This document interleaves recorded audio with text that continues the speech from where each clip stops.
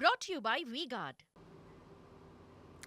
તો જે ગતિએ ચોમાસું આગળ વધી રહ્યું હતું તેના પર હાલ પૂરતી બ્રેક વાગી છે અને બ્રેક વાગવાને કારણે હવે ચોમાસું થોડું મોડું થશે, એટલે કે જે પ્રી મોન્સૂન હતું, જે વહેલા આવવાની વાત હતી તેના પર બ્રેક લાગી છે. રાબેતા મુજબ ચોમાસું જોવા મળશે અને 106% આસપાસનું અનુમાન પણ લગાવવામાં આવ્યું છે. જો કે જ્યાં ચોમાસું અટકી ગયું છે ત્યારે અનેક બાબતો એવી છે કે જે જાણવાની છે. ચોમાસું ક્યાં અટક્યું?